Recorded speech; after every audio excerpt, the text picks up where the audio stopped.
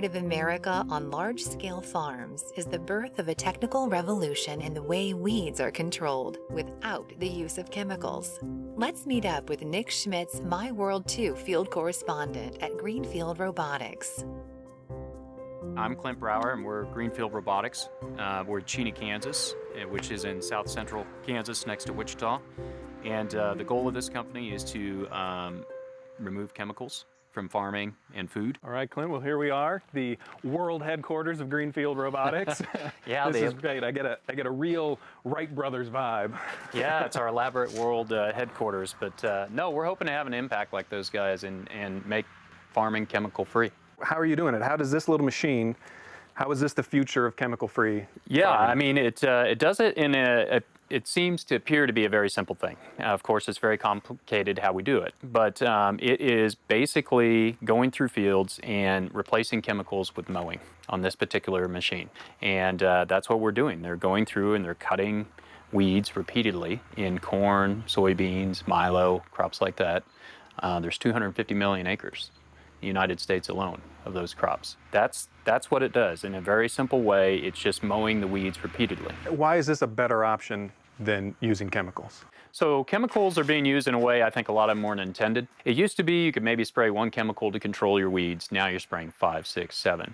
And the costs are getting out of control, one, for the farmers. So it's becoming a highly variable cost at a time when margins are pretty thin for farmers. The second thing is when you're spraying all these weeds, they're chemicals. They're not good necessarily for the environment long term. They're not good for the wildlife that maybe is in that field. And if they get carried through, and in some cases they do, to the actual food that we're eating, they're certainly not such a great idea for us. And so our view is there's no reason to take these risks anymore. We can do it mechanically. And how does this machine work? When you let this loose in a field, what's it doing? Letting it loose is right. They do, for the most part, drive themselves. And it essentially will take, we have 10 of them right now. And we can take them and we'll put them in a field and they steer themselves between the rows of soybeans, corn, milo, cotton. And they cut those weeds as close as we can get to the actual crops. And they do it repeatedly. And so an example of a weed is pigweed. Because a pigweed can grow very quickly to be this big a diameter. Imagine putting that through your harvester, right? It doesn't work very well. So that's problem one that we solved. Problem two is if they're about a foot tall or more, chemicals basically don't work. You might think they work, you spray them, but then they come back out of it and they start regrowing. What technologies are being applied here? How does it know where to go? How does it know the difference between a weed and, say, a stalk of corn? Yeah, so there's three things that happen here. One is we go to the edge of the field and we have a mobile station. And this thing, we create our own internet. And so we can stream video back onto a laptop or tablet, whatever it is, and we can watch what's going on. It streams video back through this camera of what's happening in the field, and we can control it. So the second thing we added is this is RTK GPS. So that means it can be precise within 2 centimeters. And so we fly a drone and we capture that those images using RTK GPS, coordinate it with this, and basically we kind of know where those rows are at that point. That tells it where to turn, and it also kind of is a backup thing in case the machine vision fails, which is the main thing. So this camera right in here has a processor built in, and we've written a ton of code. Steven has written most of it, our CTO, and that code basically has learned, and Steven's taught it, how to recognize those rows and what to ignore and what to pay attention to, and drives itself. So it's making every second 10 to 20 decisions on where to steer.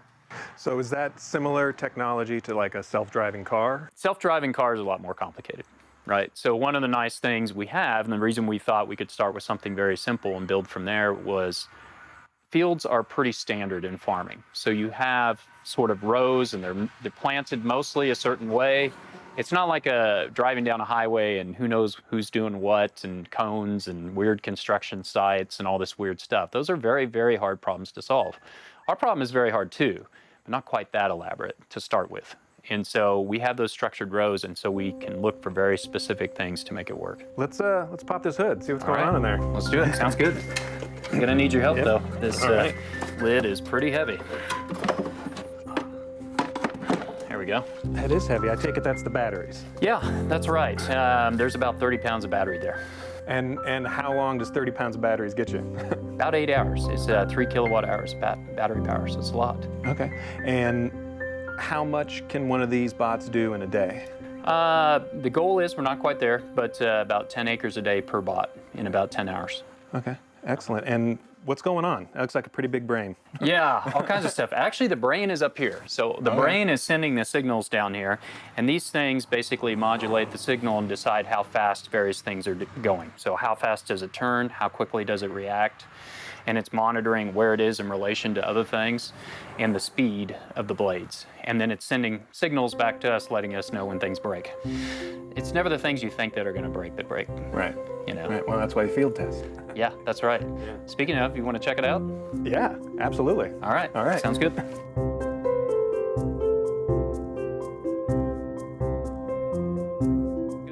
All right, Clint, so there they are. Yeah, there they are running. That's pretty amazing. So if I'm understanding correctly, these bots are driving themselves right now. Yeah, that's right. They're using that orange camera at the top and the processor in there to read the rows and tells it how to steer autonomously. Wow. Now, are they being monitored by anybody? Yeah, definitely at this early stage in our company, they're being monitored. All right. Where does that happen? Edge of the field. We put a air-conditioned trailer that we built, and so they're in there with computers and stuff to monitor. All right, can we take a look? Yeah, let's do it. Oh, awesome.